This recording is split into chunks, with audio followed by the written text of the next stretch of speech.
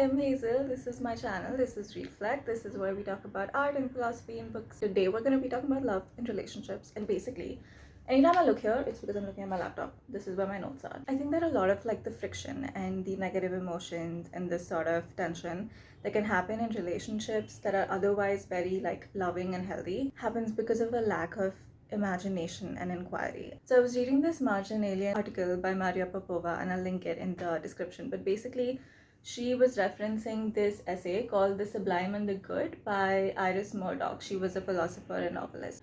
And I'm going to be pulling out quotes from her essay to build my case for why we need more imagination and inquiry in our relationships. So in her essay, Iris Murdoch says, love is the perception of individuals. Love is the extremely difficult realization that something other than oneself is real. Love is the discovery of reality. What stuns us into a realization of our supersensible destiny is unutterable particularity. So there's this thing called the golden rule, which is this ethical principle, and it comes up a lot in different religions also. It basically says do unto others as you would have them do unto you, which basically just means that you treat people how you would want them to treat you. Sometimes even though your intention is good and you're treating people fairly and with empathy, you might not be loving them in the way that they want to be loved, and vice versa. This is just because we're all different and we all need to be needed in different ways, and we all need to be loved and treated and communicated to in different ways. So I've written my notes here on this little extract that I just read out, realizing that this is another person. This is another who has a different world inside them, distinct to ours, and we will only ever see a version of them, regardless of how long or how much we think we know them. And we must have some space or benefit of doubt for those parts of them that do not align with our view of them, for even the they that they are is ever evolving. So when Iris Murdoch says that what stuns us into a realization of our supersensible destiny is unutterable particularity, she's referring to the other person here and their unutterable particularity. And the reason why I think she's calling it supersensible is because supersensible just means something beyond your senses, something you can't touch, feel, see, hear, etc. But I think it also extends to something that you can't always comprehend. No matter how long you know this person, whether it's a partner or a friend or whatever, there are always going to be parts of them, and the whole of them, in fact, that's always going to be in a way not accessible to you. That's always going to be in a way out of your reach.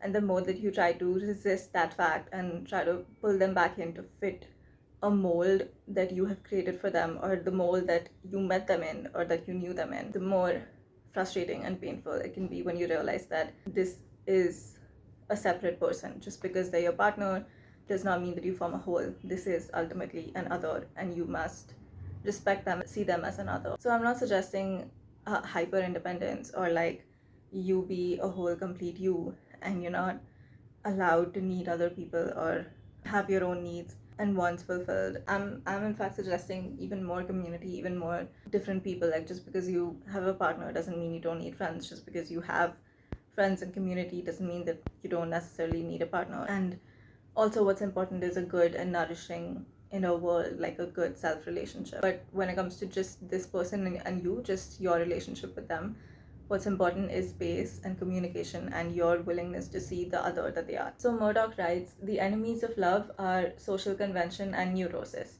We may fail to see the individual because we are completely enclosed in a fantasy world of our own, into which we try to draw things from outside, not grasping their reality and independence, making them into dream objects of our own. Fantasy, the enemy of art, is the enemy of true imagination. Love is an exercise of the imagination, the exercise of overcoming one's self, of the expulsion of fantasy and convention, can be exhilarating. It is also, if we perform it properly, which we hardly ever do, painful. So if you're someone who has mood disorders, emotional disorders, personality disorders, for instance PPD, you might know what it's like to live in a sometimes completely warped version of reality that's your own construct and your own prison as well. And I'm sure this can happen to anyone who's experiencing extreme emotions at some point, which is that you will sort of build up this fantasy world based on what your perceptions are of what people are saying, of what your loved one or what your friend has said, and based on their gestures and their actions and certain words, you've built up this kind of fantasy world, and it's hard to get out of. But then maybe when you resolve it or you have a conversation with them, it turns out that what they meant was the opposite of what they said, or you perceived what they said completely differently, in a completely fantastical way. So I think this is such a good tool for like BPD as well, or just anyone who experiences emotional problems or mood swings or whatever. Just the act of imagination, just the act of saying that, okay, I'm choosing to step outside of the fantasy I've created and see your reality, and using my imagination and my sense of inquiry to like look at this situation, look at this incident from a different perspective. So obviously one way to do this is just like putting yourself in the other person's shoes, like what do they need or what was their intention, not taking their words at face value, but what was their intention here. But also like sometimes just stripping the incident itself, let's say it was like a fight or an argument or whatever, sometimes just removing the incident from the context of your fantasy can be very helpful. So like this means that don't bring in like past problems or bottled up resentment or like past anger or he always says this, she's always like this, they're always like that, whatever. Just look at the incident for its own thing and try to also see the person for who they are now instead of holding on to a past version of them. Try to see how they've grown, who they've grown into, can also be really helpful. So I've written, it's painful and difficult, this act of overcoming yourself, because you might have to go beyond your I, beyond your ego, your feelings, and especially in our culture of like state your needs, draw your boundaries, be assertive. But empathy must not be forgotten in this process, and this is essentially imagination or inquiry is an exercise in empathy, which will which is often rewarded and given back to you. So Murdoch goes on to say, the tragic freedom implied by love is this, that we all have an indefinitely extended capacity to imagine the being of others.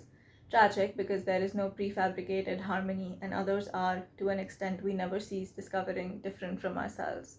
Freedom is exercised in the confrontation by each other, in the context of an infinitely extensible work of imaginative understanding of two irreducibly dissimilar individuals. Love is the imaginative recognition of, that is, respect for this otherness.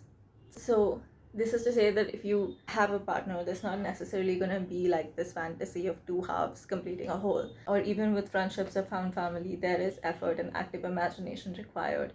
It takes effort to continually want to know this person, to imagine, to put yourself in their shoes, to want to discover them, even the parts that confuse you or don't prettily and neatly align with the version of them that lives in your head. The last part of this essay I want to read out. Love, which is not art, inhabits the world of practice, the world which is haunted by that incompleteness and lack of form, and where action cannot always be accompanied by radiant understanding or by significant and consoling emotions. Tragedy in art is the attempt to overcome the defeat which human beings suffer in the practical world.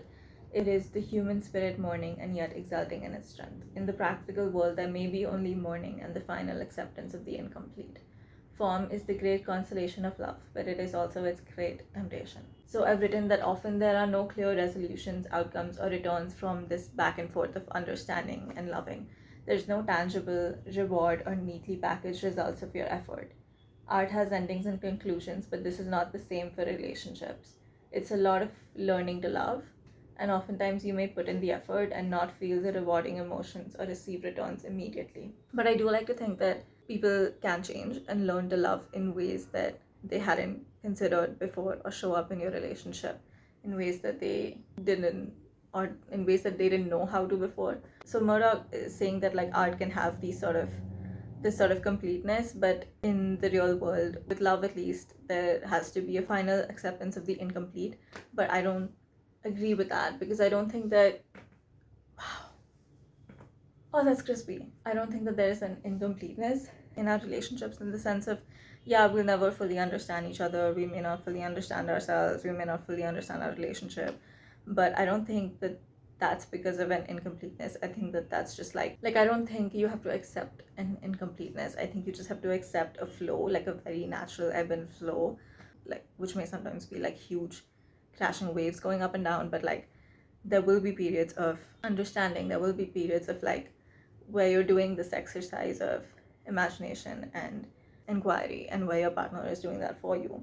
And then there may be periods where your friend, your partner, whatever, it's just you're not gelling, you're not clicking. But then it'll always like one of you will remember, hopefully both of you will come to see that like this relationship and this person is worth me putting aside my I, putting aside my ego, and like putting aside my fantasy, stepping outside of my fantasy, and how can I best use my imagination to see another side of this person, to see the whole, even though that's not possible, or like how can I see them, how can I see another part of them, or a part of them that I haven't understood before. Because we may want to like define people and relationships, but at the end of the day, we are humans, and our states and our being and our existence kind of defies definition. So I want to close off with this one little part, which is a question I had while I was like making notes on all of this, which is, what do you do when there's no understanding to be gained, when there's no mutual effort of imagination, or when your respect and understanding is one-sided? So the first thing is, have you tried everything? Have you tried communication with your boundaries? One fun exercise that like me and someone close to me are doing now to sort of improve our relationship is just that we go on monthly dates. Like every month we'll set aside a date and we'll just go, and we don't, sometimes our conversations will naturally flow into the heavy, sometimes we'll keep it light, whatever, but there's no rules. You just have to like meet this person outside of your usual context, and you do it like once a month, and it's great. Or you tell this person openly that I want to work on our relationship, and if they agree, if that is something they want as well, then you do that. You can ask them what your inquiry is. You can ask them if how you're using your imagination of your relationship and of this person, how do they feel about that? Is your imagination correct? They might feel accepted, they might feel understood and loved. Also, another thing you can do, like another kind of activity alongside the monthly date stuff, you can try writing letters to each other. So I have a video on like why you should write letters to your loved ones, so check that out. But the final thing is, if all of this just doesn't work, so what do you do? And I have written, you suffer while you accept this, you feel everything you're feeling. If this is someone that you both have realized that you have to let this go, or if you have realized that you have to let this person go, this relationship go, slowly come to terms with that, accept that, go on walks, make art. I have a video on like going on walks and how to do that. So check that out and make art. You don't have to be an artist to do that. You just have to be artistic. You just have to like do the thing. You just have to write or paint or sing or yell. The second last thing I've written is that this is not to say that you don't, this whole video is not to say that you don't have boundaries, or you don't have, your own needs, or like you don't manage your own emotions, because everything that I've said up till now is pretty much impossible if you're not able to manage your own emotions. So I have videos on that as well. So I'm basically just, this is the end of the video. I'm promoting my own videos. So yeah, if you're into like emotion regulation and stuff like that, I keep experimenting with that, and I keep posting videos about that. So yeah. And finally, I will link to this post, this Instagram post that Hanif Abdurraqib, he's a poet, he posted it a while ago, which just talks about it's a whole thread, and it talks about a lot of things, AI and love and the inconvenience of love. I think like to sum up this video, I would just like to say that like, I think we have become very like individualistic, our generation, or like the world we're living in now, or whatever. But love and community, and you do need community if you intend on staying alive. But love, community, friendship, relationships, these things will be inconvenient sometimes. These things will be like, and this is something that Hanif talks about in that post, and I think that's really great. You should go read it. I'll link it. Is that everything that I've said up until now, and all these ways to like reach out or show up or like do better in your friendships, and do like, he says that to love and to be loved well is sometimes inconvenient, and you sort of do the thing anyway, Yeah, so to sum up, just that. Okay, I have not been fully like present in this video because I have just been staring at my laptop at my notes, because I was not prepped for this at all, and I have to go out. But yeah, that was it for this video, and I'll see you in the next one. Bye.